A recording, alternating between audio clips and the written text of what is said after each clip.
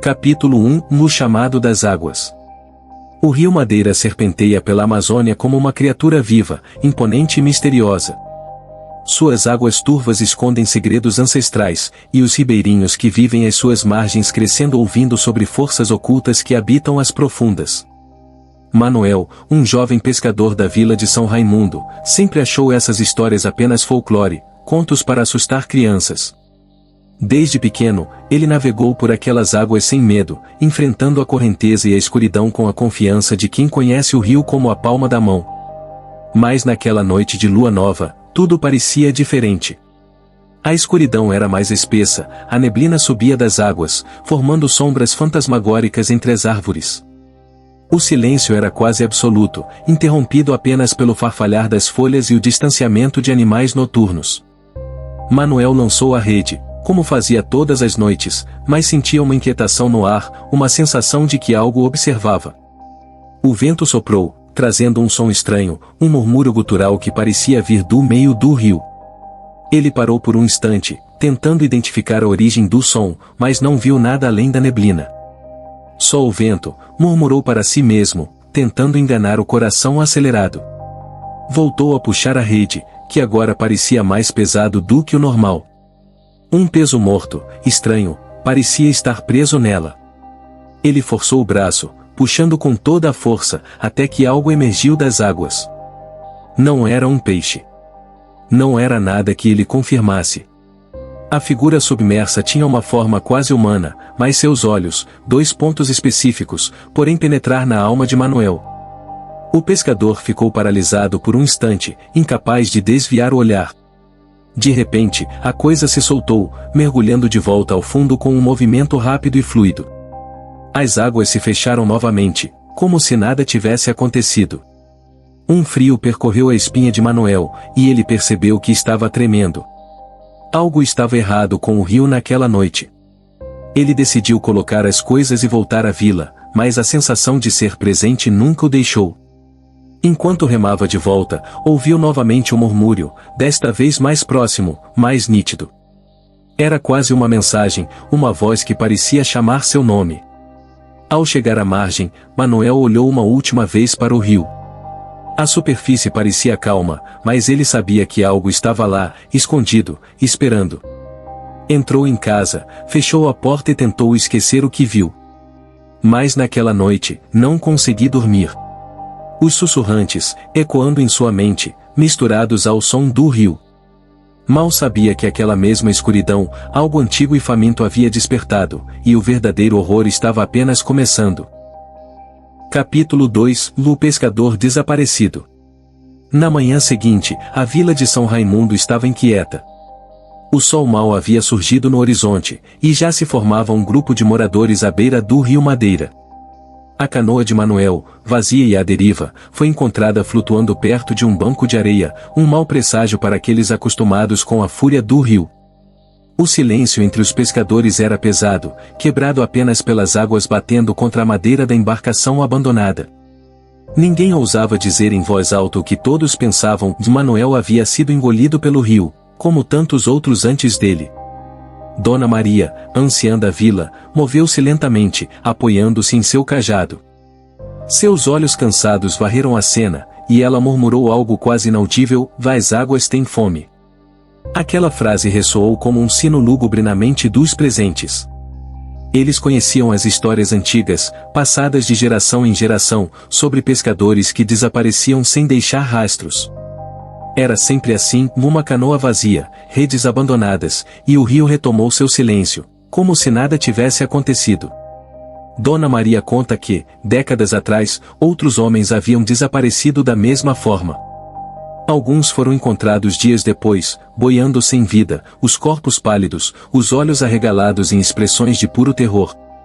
Outros, nunca mais foram vistos. Pedro, irmão mais velho de Manuel, não acreditava em lendas ou superstições. Ele era um homem de ciência, prático, e se recusava a aceitar respostas místicas para o desaparecimento do irmão. Isso é coisa de correnteza, de animal do rio. Não tem espírito nenhum, disse, com a voz embargada pela raiva e pelo medo que ele tentasse esconder. Decidido a encontrar Manuel ou, pelo menos, respostas concretas. Pedro preparou uma canoa, pegou uma lanterna, e, contra os conselhos dos moradores, partiu rio adentro, sozinho. À medida que remanescia, a neblina começou a se formar novamente, densa e opressiva. O silêncio do rio, tão familiar durante o dia, agora parecia ameaçador. As águas escuras refletiram apenas a luz fraca da lanterna, criando formas que dançavam e desapareciam na correnteza. Cada som parecia amplificado, o farfalhar das folhas, o leve bater da água contra a canoa, até o próprio coração de Pedro parecia ecoar, batendo mais forte a cada remada. Ele chegou ao ponto onde retornou a canoa de Manuel e parou, deixando um embarque à deriva por um momento. Foi então que viu as marcas. Arranhões profundos, garras que foram rasgadas na madeira do casco. Pedro passou a mão sobre os cortes, frios e úmidos, e sentiu um arrepio. Algo grande, algo que não deveria estar ali, havia tocado aquela canoa. Um som abafado ecoou, como um gemido distante, vindo do meio do rio. A lanterna tremeu em sua mão, e ele foi designado para a água. Nada. Apenas escuro. Mas então, um vulto emergiu por um instante, rápido demais para que ele pudesse ver claramente. A correnteza agitava-se, e um som baixo, quase humano, sussurrava seu nome. O terror tomou conta de Pedro. Tentou remar de volta, mas a neblina agora parecia viva, envolvendo-o, fechando todos os caminhos. Naquela noite, o rio Madeira engoliu mais um. Capítulo 3 – O segredo submerso. O amanhecer na vila de São Raimundo trouxe uma atmosfera ainda mais densa e sombria. O desaparecimento de Pedro, após a perda de Manuel, lançou uma sombra sobre os moradores, que se reuniram em silêncio à beira do rio Madeira, seus rostos marcados pelo medo e pela incredulidade. Cada onda que batia contra a margem parecia trazer um presságio sombrio. Os homens, normalmente acostumados com a dureza da vida no rio, agora evitavam olhar para a água. Algo era diferente, algo havia despertado. Era como se o rio respirasse, faminto, esperando sua próxima vítima. Dona Maria, anciã da vila, tornou-se o foco das atenções. Com seus olhos cansados e a voz baixa, ela começou a contar histórias que poucos haviam escutado por completo. Há muito tempo, antes mesmo de nossos avós, os índios dessa terra falavam de um espírito nas águas. Chamavam-na de Iara Negra, uma guardiã sombria do rio. Ela não é como a Iara das lendas que conhecemos. Esta é antiga, esquecida, alimentada pelo medo e pelo sacrifício. Eles diziam que, sem oferendas, ela buscava por si mesma as almas que desejava levar. As palavras dela ressoaram na mente dos presentes, cada sílaba carregada de um peso ancestral, como se o próprio rio ouvisse e aguardasse uma resposta. Os moradores começaram a murmurar entre si, questionando o que poderiam fazer para apaziguar a dívida. Alguns sugeriram abandonar a vila, mas outros sabiam que suas vidas dependiam do rio. Embora não fosse uma opção. Foi então que um grupo de homens decidiu organizar uma expedição. Armados com lanternas, facções e coragem forçada pelo desespero, eles prepararam suas canoas. O plano era simples: observar até o ponto onde Pedro desapareceu e investigar o fundo do rio, na esperança de encontrar alguma pista. Ou talvez, apenas na esperança de não voltarem com mais perguntas do que respostas. O céu estava coberto de nuvens pesadas quando as canoas partiram, e a neblina parecia mais espessa do que nunca. O silêncio era opressor, quebrado apenas pelo som das remadas cortando a água escura. À medida que se aproximavam do local, o ar parecia mais denso, mais frio. Cada homem segurava o facão com força, mas no fundo, sabia que aquelas armas eram inúteis contra o que quer que estivessem nas profundezas. As lanternas mal conseguem penetrar na escuridão do rio, refletindo sombras que se movem e desapareciam rapidamente. De repente, uma das canoas balançou violentamente. Um dos homens participantes, apontando para a água. Algo havia passado por baixo, grande e rápido. O pânico começou a se espalhar. Um som grave, quase como um gemido vindo das profundezas, ecoou, fazendo a superfície da água vibrar. Antes que pudesse reagir, uma das canoas foi puxada com força, arrastada por uma corrente invisível. Gritos cortaram o silêncio. Os homens continuaram desesperadamente, tentando fugir, mas uma força que não conseguiram ver parecer puxá-los de volta. As águas começaram a se agitar, formando redemoinhos. Em meio à confusão, um dos homens viu algo emergir, uma figura alta, de cabelos longos e negros, com olhos vazios que simplesmente açucaram a luz. A criatura abriu a boca, emitindo um som gutural, e em um movimento rápido, a canoa foi virada. O rio engoliu tudo, e o silêncio voltou, como se nada tivesse acontecido.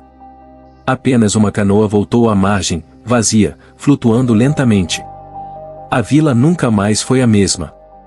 O Rio Madeira havia mostrado seu segredo, mas apenas para aqueles que não voltaram para contar a história. Capítulo 4 – A Maldição do Rio. Na manhã seguinte, a vila de São Raimundo parecia estar em luto. O retorno da canoa vazia trouxe uma certeza macabra, e a expedição havia fracassado, e os homens foram engolidos pelo Rio Madeira, assim como Manuel e Pedro. As famílias, reunidas em silêncio, evitavam falar sobre o que havia acontecido, mas todos sentiam a mesma coisa, o medo agora era um morador permanente da vila. As crianças eram mantidas dentro de casa, e os pescadores, que dependiam do rio para sobreviver, não se atreviam mais a lançar suas redes. O Madeira, que antes era fonte de vida, havia se transformado em um poço de terror. Dona Maria, sentada na frente de sua casa de madeira, observava o movimento. Em seus olhos, havia mais do que tristeza, lá havia resignação. Ela sabia que o espírito antigo, a Iara Negra, não iria parar. Em uma voz baixa e trêmula, ela chamou Luciana, uma jovem da vila que havia perdido o pai na expedição. Menina, o rio tem fome de algo mais do que carne. Tem fome de histórias não contadas, de segredos escondidos. Luciana olhou confusa, mas escutou atentamente enquanto Dona Maria continuava. Quando eu era criança, minha avó contou que o rio era sagrado, mas também traiçoeiro. Uma vez, os ancestrais violaram o pacto com a guardiã das águas. Eles profanaram o sagrado local no fundo do rio, e desde então, a maldição recaiu sobre aqueles que ousam desafiar suas profundezas. Luciana sentiu um arrepio percorrendo a espinha. Se o que Dona Maria dizia era verdade, a única maneira de salvar a vila seria restabelecer esse pacto. Mas como?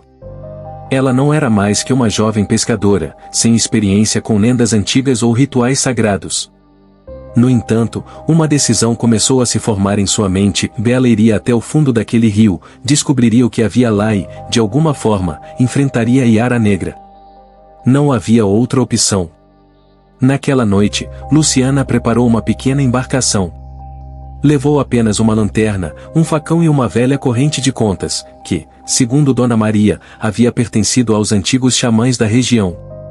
Enquanto remanescia, o rio parecia mais vivo do que nunca, como se soubesse que ela estava vindo. A neblina subia das águas, envolvia tudo em um véu fantasmagórico. O silêncio era quase insuportável, interrompido apenas pelo som suave das remadas. Cada sombra entre as árvores parecia esconder algo. Quando chegou ao ponto onde os homens haviam desaparecido, Luciana parou a canoa. O rio estava calmo, mas havia algo errado. Uma sensação de peso, de presença. Ela respirou fundo e, com a lanterna, começou a iluminar a superfície.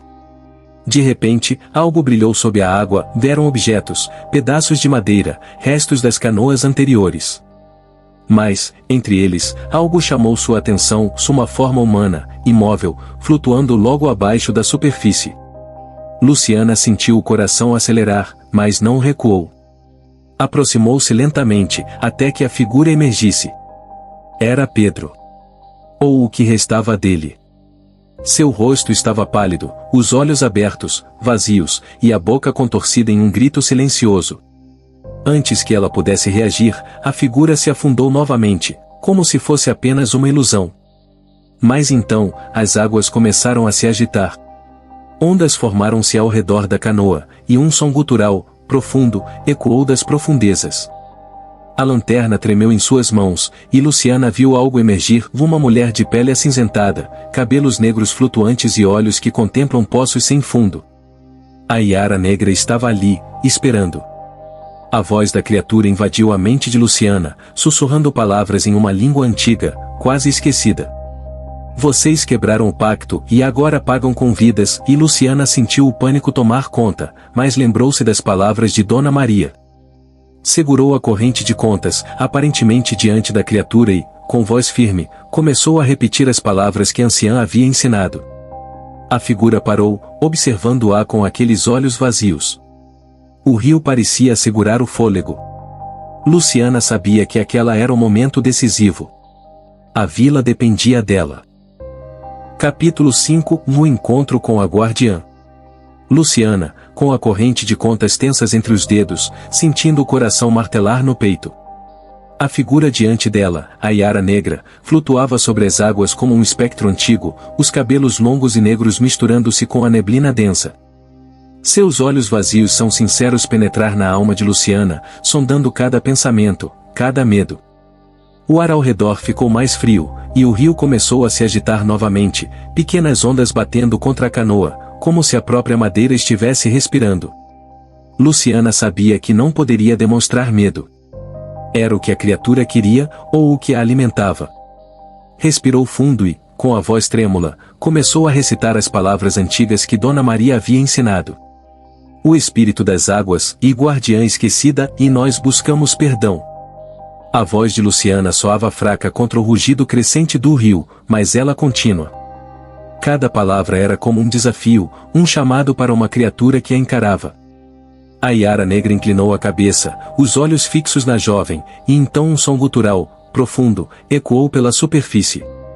Parecia um lamento, um grito que vinha das profundezas do próprio rio. Luciana sentiu uma onda de energia percorrendo o ar, fazendo uma canoa balançar perigosamente. A criatura começou a se aproximar, a água ao redor formando redemoinhos que simplesmente sussurram segredos antigos. Luciana fechou os olhos por um instante, tentando controlar o pânico. Lembrou-se das histórias que ouvirá quando criança, dos rituais que os antigos fizeram para apaziguar a guardiã. Lembrou-se das ofertas. Era isso. O rio não queria apenas palavras, queria um sacrifício. Mas o que ela poderia oferecer? Não tinha nada além da corrente de contas. Abriu os olhos, e olhando diretamente para a Iara Negra, ocorrendo a corrente. Esta é uma lembrança dos antigos. Um símbolo de respeito e conexão. Receba isso como uma oferta. A Iara Negra parou, os olhos fixos na corrente.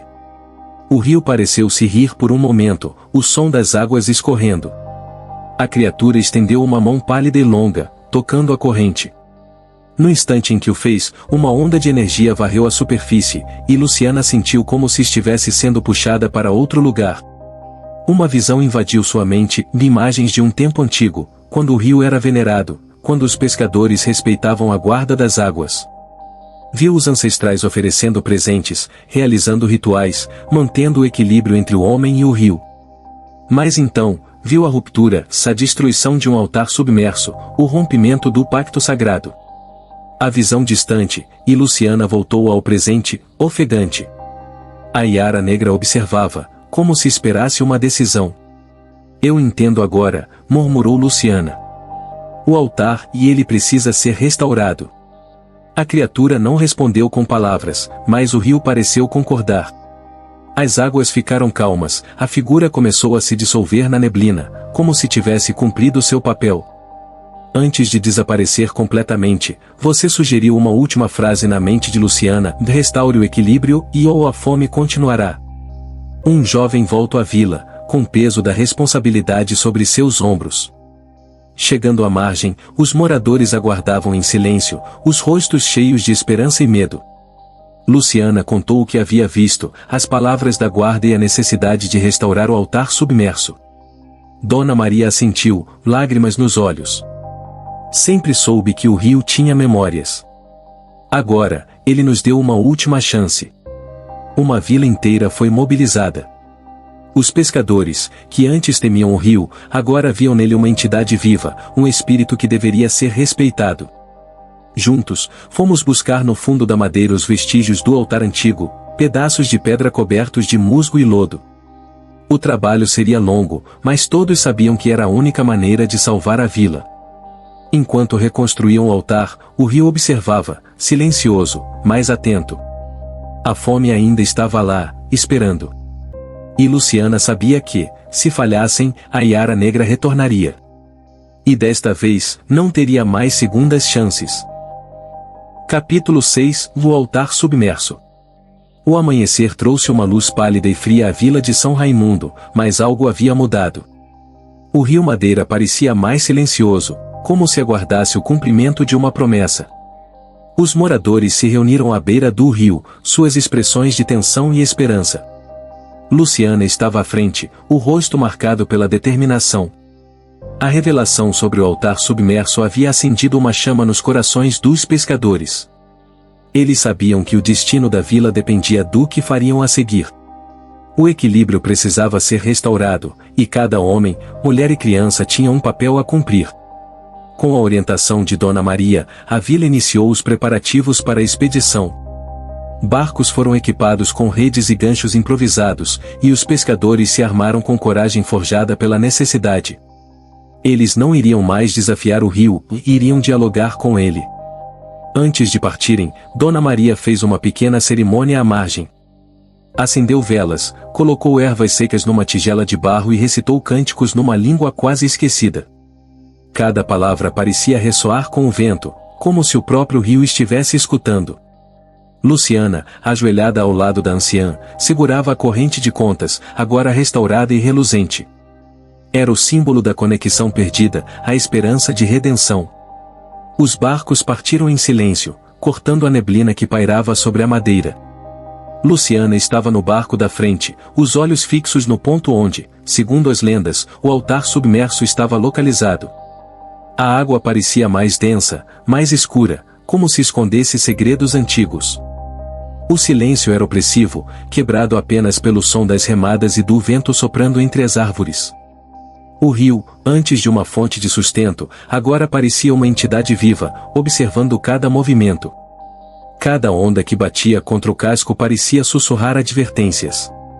Chegando ao local indicado, os pescadores começaram a lançar suas redes, procurando por qualquer vestígio do altar. Era um trabalho meticuloso, feito com reverência. O tempo parecia se arrastar, e a tensão crescia a cada minuto. Então, uma das redes ficou presa.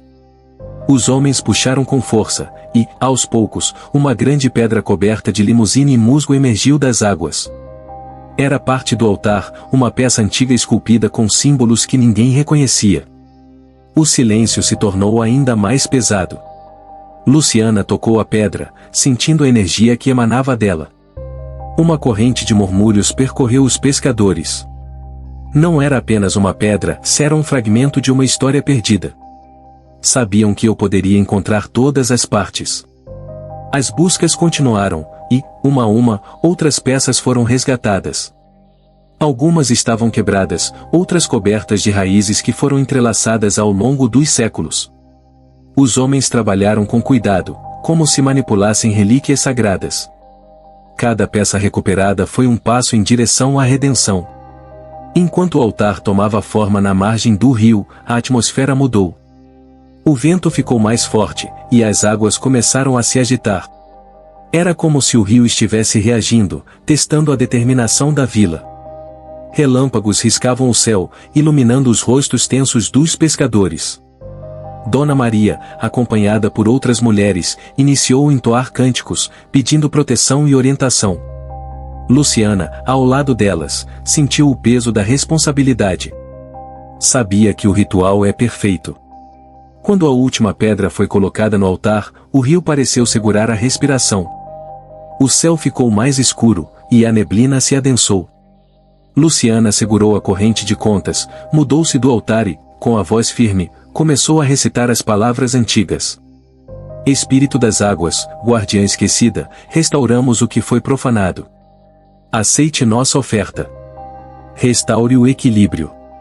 O vento aumentou, e o rio rugiu, ondas batendo contra as margens. Todos ficaram imóveis, esperando. De repente, a superfície da madeira se acalmou. Uma figura emergente, alta e imponente.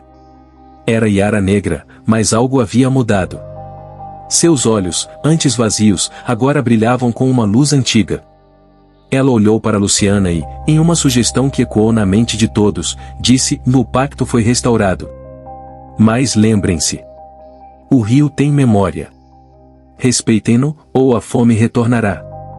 Com essas palavras, a figura isolada, dissolvendo-se na neblina. O rio voltou a ficar sereno, como se nada tivesse acontecido. Os pescadores se entreolharam, ainda atônitos. Sabiam que algo havia mudado para sempre. O rio Madeira não era apenas uma fonte de vida, era uma entidade que protege e respeito. Luciana olhou para o altar, sentindo uma paz que há muito não sentia. A vila estava salva, mas o pacto precisava ser mantido. O verdadeiro desafio começou agora: lembrar, todos os dias, que o rio era mais do que água. Era história, era espírito. E a vila jamais poderia esquecer. Se você gostou deste vídeo, deixe seu like e compartilhe com aquele amigo que adora histórias sobrenaturais. E se você tem algum relato para contar, compartilhe nos comentários, quem sabe ele não se aplique em nosso próximo vídeo. Não se esqueça de se inscrever no canal para mais histórias de arrepiar. Até o próximo vídeo. Lembre-se, algumas histórias parecem não querer ser esquecidas.